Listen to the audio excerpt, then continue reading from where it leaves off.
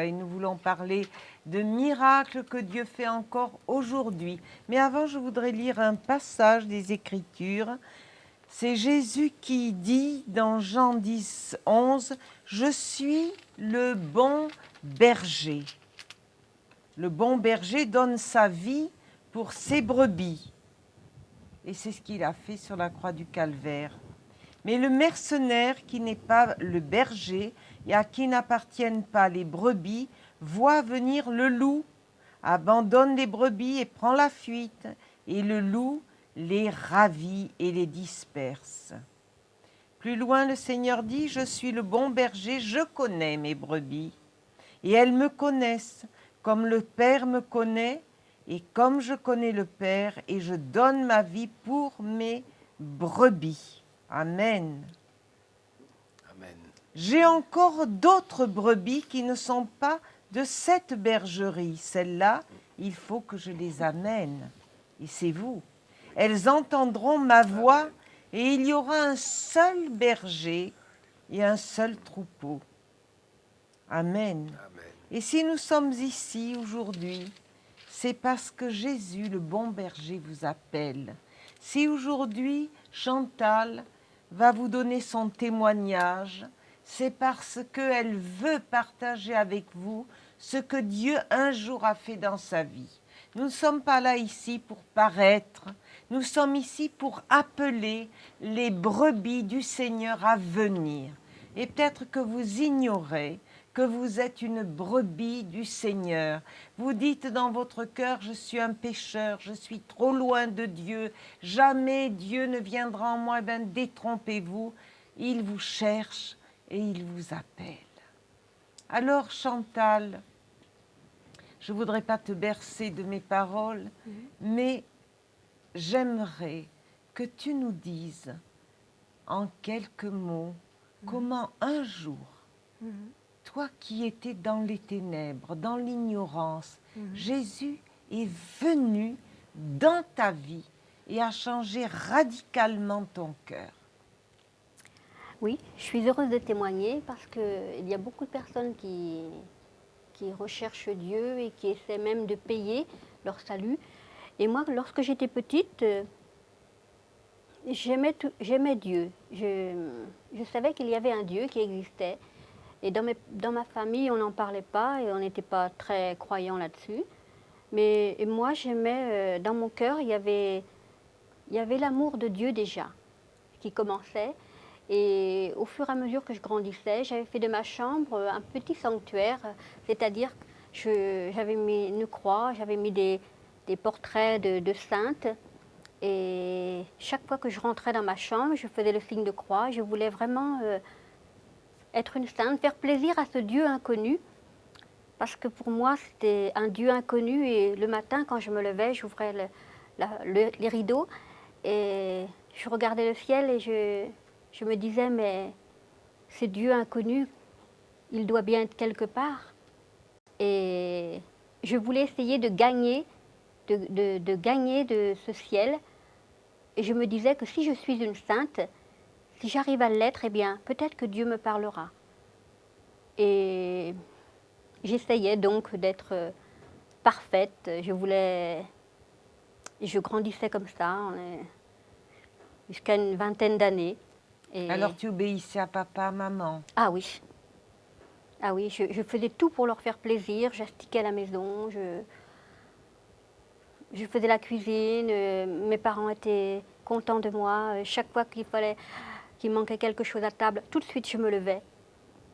Et je voulais vraiment faire plaisir et en fait, je voulais plaire à Dieu. Je voulais qu'il fasse attention à moi, en fait. Je voulais que Dieu fasse attention à moi et je me disais que sans la sainteté, je ne pourrais pas le connaître. Tu avais un cœur pour Dieu déjà. Oui, voilà. Mais à 23 ans, j'ai rencontré un jeune homme et ben là, je me suis mariée. Et là, j'ai été très malheureuse. Vraiment très, très malheureuse. J'ai été mariée 3 ans et là, il y a une coupure terrible.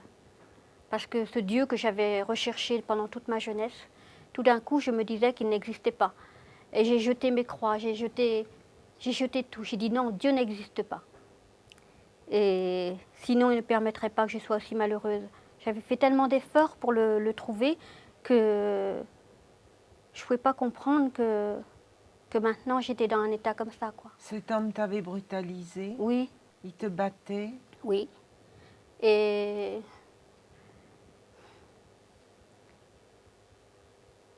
après, je suis partie. Un jour, je suis partie et j'ai tout laissé, mais je me suis dit qu'il n'y avait que la mort pour moi. Il n'y avait que la mort. Et là, je suis allée pour essayer de savoir connaître mon avenir. J'allais voir les cartes anciennes. Et de là, toutes les semaines, il fallait que j'aille en voir une. C'était comme une nourriture, il fallait qu'elle me dise la suite, il fallait que je sache mon avenir. Et c'était un véritable fardeau. Et même un jour, j'ai trouvé une dame qui me disait « Mais votre mari peut revenir ». C'était de la sorcellerie. Et j'ai accepté. J'ai accepté et dans le même temps, j'ai changé de travail assez brutalement et je venais au travail en pleurant. Et j'ignorais, mais que dans ce bureau où j'étais, il y avait une chrétienne qui m'a témoigné de l'amour de Dieu. Et je me suis dit, ah, ce Dieu que j'ai tellement cherché, certainement c'est la vérité qu'elle me dit. C'est certainement la vérité. Mais là, j'avais commencé déjà à faire les choses, à aller voir les cartes anciennes, à faire de la sorcellerie. Et je me disais, eh bien, ce sera celui qui gagnera. Ah. Oui. Je me disais, ben, celui qui pourra me faire revenir mon mari, eh bien, je le suivrai ces soirs. Mais à ce moment-là, vraiment, j'étais vraiment une insensée. Parce que je ne connaissais pas Dieu, mais comme je l'avais cherché, mais comme j'avais été malheureuse, bon, bah, je doutais de sa capacité de pouvoir me bénir. Et cet homme, mon mari, effectivement, revenait petit à petit. Jusqu'au jour où il a mis ses mains sur mon cou et j'ai senti que là, il voulait m'étrangler. Et j'ai dit, Seigneur, sauve-moi, d'une petite voix. Et tout de suite, il est parti. Et j'ai pleuré, j'ai dit vraiment, Dieu est tout puissant parce que je l'ai dit d'une petite voix et il m'a entendue. Et à partir de ce jour-là, j'ai voulu vraiment suivre Dieu comme je l'avais fait quand j'étais une jeune fille.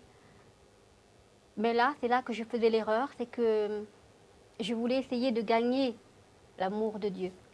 Je n'avais pas compris que Dieu m'aimait tel que j'étais.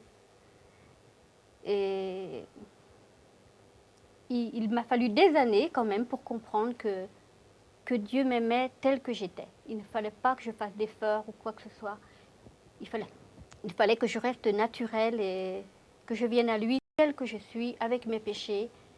Et c'est là que j'ai compris qu'il m'avait donné le salut et qu'il m'avait sauvée. Et maintenant, vraiment, je suis libérée de toutes ces choses-là. Je me sens libre et heureuse. Et je sais que je suis sauvée. Parce qu'il me parle chaque jour par son esprit. Et maintenant, je suis vraiment heureuse. J'ai vraiment trouvé le bonheur. Alors cette amie ou cette collègue de travail, elle a dû prier pour toi aussi. Oui, parce qu'au début, bon, elle m'a invitée à aller écouter l'évangile. Écouter l'évangile. Et là, je sentais que c'était la vérité. Et tu as abandonné l'occultisme. Oui, oh oui. Tu as demandé pardon compris. au Seigneur pour tout ça. Oui, voilà. J'ai demandé pardon parce que... Et ça a été une délivrance pour toi. Oui, à partir de ce moment-là, Dieu a exaucé toutes mes prières. Alors qu'avant... Quand tu as arrêté d'aller chez les cartomanciennes et les guérisseurs. Et lorsque j'ai compris aussi que Dieu était vivant.